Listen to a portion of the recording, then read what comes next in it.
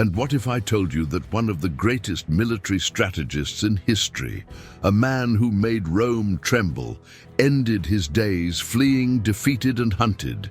Yes, we're talking about Hannibal, the Carthaginian genius who repeatedly humiliated the Romans in the Second Punic War.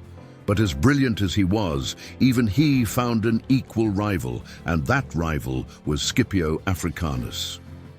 The Battle of Zama wasn't just a clash between armies. It was a contest of minds, a duel between two forces that would shape the future of the Mediterranean.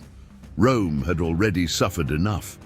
For nearly 2 decades, it watched Hannibal massacre its legions, turn battlefields into cemeteries, and challenge its supremacy like no other power before. But Rome wasn't one to accept defeat. While Hannibal spread terror across Italy, a young general emerged with a bold idea, not to beat Hannibal at his own game, but to force him to abandon everything and fight where he least wanted to, in the heart of Carthage. What happened at Zama was a spectacle of strategy. On one side, a Carthaginian army filled with battle-hardened veterans, including the famed war elephants. On the other, a reformed Roman army, more disciplined than ever, bolstered by a cavalry that would make all the difference. It was the final battle, where one empire would solidify its rise and the other would see its last breath. But the question is, how did Scipio manage to defeat the man who had terrorized Rome for so many years? The answer lies in the details. The way Rome neutralized the war elephants, the decisive alliance with the Numidians, and the perfect encirclement that shattered Hannibal's hopes.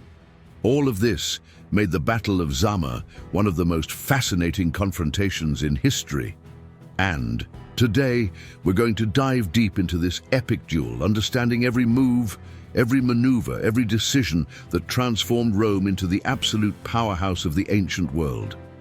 If you think you know what happened in this battle, wait until you see the details behind it. History always has more layers than we imagine, and Zama was much more than a simple Roman victory. It was the moment when the fate of the Mediterranean was decided once and for all. Imagine a time when Rome and Carthage were locked in a war that wasn't just about territories, but about the very supremacy of the ancient world. The clash between these two powers, known as the Second Punic War, pitted two brilliant military minds against each other. Hannibal, the feared Carthaginian commander, and Scipio Africanus, Rome's shining hope. While Hannibal swept through Italy with his legendary campaign, Rome saw its power challenged like never before. But in war, patience is golden, and Scipio knew how to wait for his chance. Hannibal wasn't an ordinary warrior. He crossed the Alps with an army that included enormous war elephants, catching Rome completely off guard. With every battle, the Roman Republic saw its generals crushed, its soldiers falling by the thousands, and its cities feeling the weight of defeat. Roman morale wavered, but one thing about Rome is that it never accepted defeat as fate. It was only a matter of time before someone found a way to turn the tables, and that someone was Scipio. While Hannibal terrorized Italy, Scipio Africanus realized that attacking Carthage directly was the key to ending the conflict.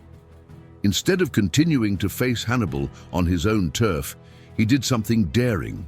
He took the war right into the Carthaginian heartland. This move would force Hannibal to abandon Italy and return to defend his city. A simple move? Yes. But brilliant? Undoubtedly. The Roman Republic wasn't just brute force. It knew how to play chess. On the battlefield, then came the decisive moment. The Battle of Zama in 202 BC would be the stage where the destinies of Rome and Carthage were sealed once and for all. Scipio prepared his troops with unwavering discipline, while Hannibal brought his last card. An army of veterans hardened by years of war. There was no room for mistakes. Glory or ruin awaited on the horizon, and the gods themselves seemed eager to see who would emerge victorious. The tension in the air was palpable. On one side, the Romans ready for a confrontation that could define the future of the Mediterranean. On the other, the Carthaginians, led by a commander whose cunning had already shaken empires. But before the soldiers clashed on the battlefield, an unexpected factor came into play: the Carthaginian war elephants. Scipio had an answer for them, and that answer would change everything. On one side stood Hannibal, the Carthaginian strategist whose name still made the Romans shudder. His army wasn't just a regular troop. It was a force forged in the heat of battle, veterans who had fought in Italy for over a decade. Weathered men, masters in the art of war, accompanied by their famous war elephants, which resembled moving fortresses. With every charge, Rome felt the crushing weight of this overwhelming force. But this time, Scipio Africanus was ready for the challenge. On the other side, Rome was no longer the same that had once trembled before Hannibal. Scipio Africanus had reformed his legions, turning them into an even more disciplined war machine. His soldiers not only followed orders, they trusted the genius of their commander. And more than that, he brought a trump card that Hannibal did not expect. Massinissa's Numidian cavalry, swift, deadly, and perfectly trained to flank any enemy. Carthage might have elephants, but Rome had something even more dangerous: strategy. Hannibal knew the Romans well, but this time he was facing a Scipio who had studied every one of his tactics. He tried to assemble a diverse army, blending his veteran units with mercenaries and local Carthaginian troops. But therein lay the problem. Not all of his soldiers shared the same experience or loyalty. Some fought for money, others out of obligation, and in a decisive battle, any weakness became a death sentence. Scipio, on his part, did the opposite. He bet on cohesion, on the unyielding discipline of his legionaries, who trained to exhaustion to ensure that every move was perfect. He knew that the key to defeating Hannibal wasn't brute force, but in breaking his strategy at the right moment.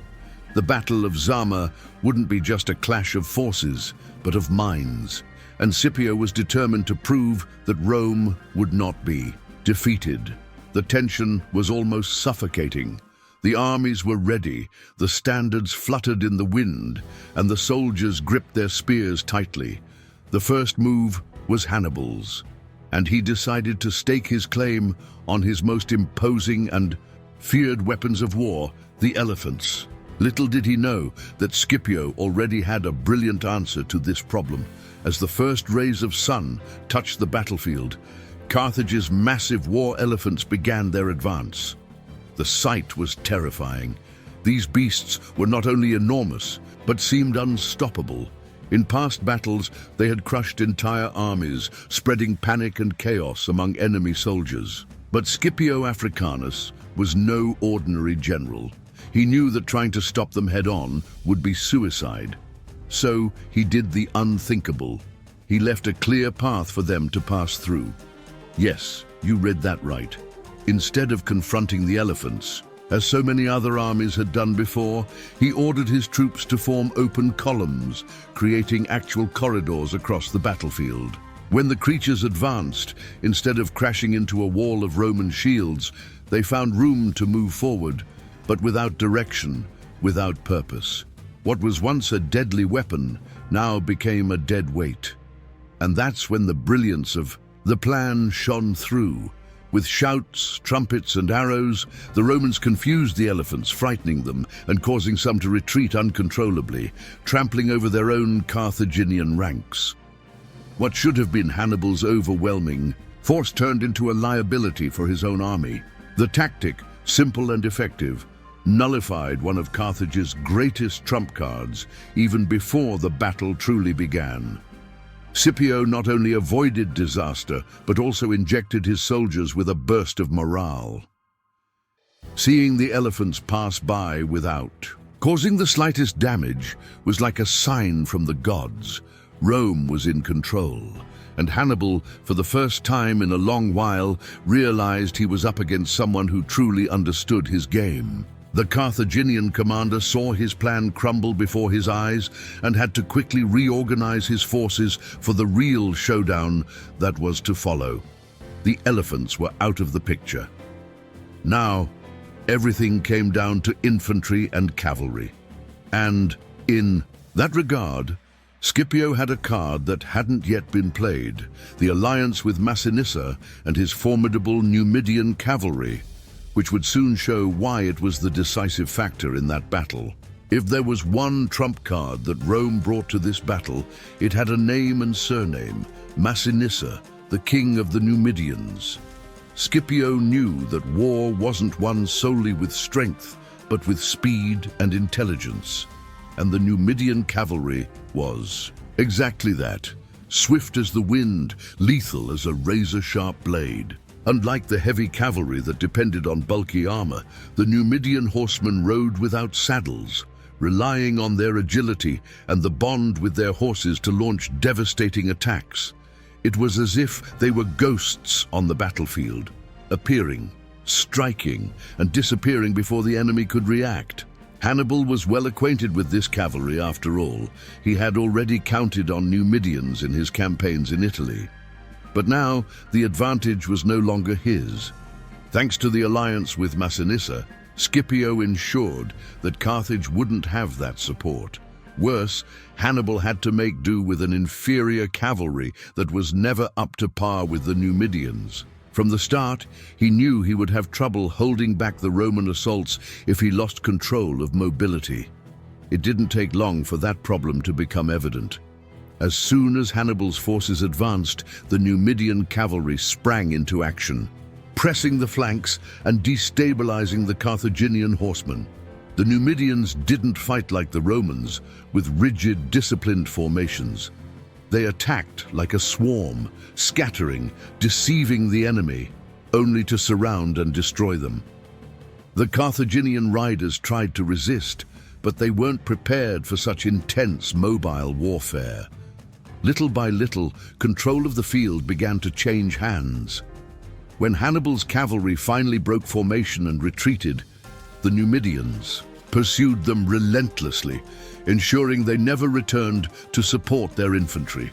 With that, Rome gained a crucial advantage. It was now only a matter of time before Scipio prepared the final blow. Hannibal, for his part, still had one last hope: his veteran infantry, hardened by years of battles in Italy. If anyone could balance this war, it was these men. But Scipio knew that and already had a plan to deal with them. The real test was about to begin. If the battle was still undecided, everything would change the moment the two infantry forces clashed. Hannibal knew his cavalry had been beaten, but his infantry was still his best bet. And it wasn't just any infantry. They were warriors who had fought by his side for years, crossed mountains, and defeated countless Romans in Italy. They were veterans who had already tasted victory against the Roman Republic, giving them an almost unshakable confidence. They weren't going to fall easily. Scipio understood that too. He knew that Hannibal wasn't just any commander, and that these men were not merely soldiers, they were survivors. But Rome was no longer the same that had suffered defeats at Trebia, Trasimene, or Cannae.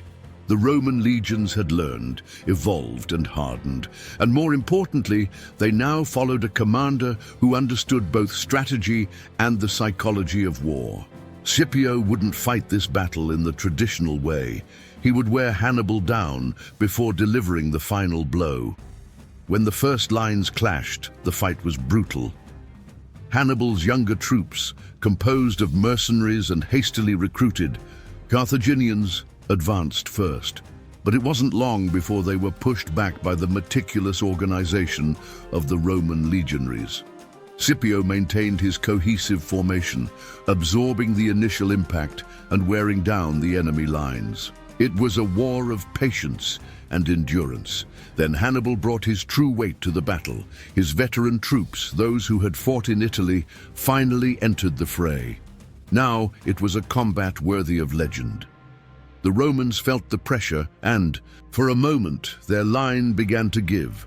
What once appeared as a Roman advantage turned into a dangerous balance. The experience of Hannibal's veterans was a real challenge, and the battlefield became a hell of shattered shields, broken spears, and war cries. But Scipio wouldn't panic. He knew that the decisive moment was still to come. Hannibal had played his final grand move. Yet while the Carthaginian veterans pressed the legionaries, something was happening on the flanks. And it was something Hannibal didn't want to see. The Numidians were coming back. And it was at that moment that Carthage's fate was sealed. While Hannibal was completely focused on the intense fight between his veteran infantry and the Roman legionaries, an invisible threat was closing in. The Numidian cavalry, which had earlier chased away the Carthaginian horsemen, didn't stand still. Led by Massinissa, the Numidians circled the battlefield, advancing silently to strike where Hannibal least expected it, at his back. Little by little, the Carthaginians realized they were being surrounded. First came unease, then panic. As they fought fiercely against the Roman legions ahead, Hannibal's soldiers began to feel the pressure from behind. By the time they finally understood what was happening, it was too late. Like a trap snapping shut, the Numidian cavalry attacked with full force, crushing the Carthaginian rear and eliminating any hope of retreat. Hannibal, even as one of history's greatest strategists, found himself with no options. He had won impossible battles before, but now he was cornered. His troops were being massacred on all sides, with no room for maneuver or to organize an effective resistance. What had once been an evenly matched fight turned into a bloodbath. Scipio's tactic wasn't just effective, it was brilliant. The fall of Carthage on the battlefield was swift and relentless. The army that once crossed the Alps and terrorized Rome now fell, man by man, with no chance for redemption. Hannibal's genius had met an adversary equal to him, and this time he had lost. Amid the chaos, Hannibal himself managed to escape with his life, but the dream of a dominant Carthage had been shattered forever, and so the war came to an end. Yet the consequences of that battle would echo throughout the ancient world.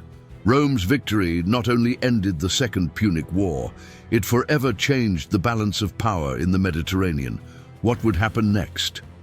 That was something Carthage would have to face now as a defeated power. The Battle of Zama wasn't just the end of the Second Punic War, it was the beginning of a new era. With Hannibal's definitive defeat, Carthage was forced to accept the terms imposed by Rome, which, as expected, were anything but lenient. Carthage lost its colonies, its navy was drastically reduced, and it was forbidden to engage in new conflicts without Rome's approval.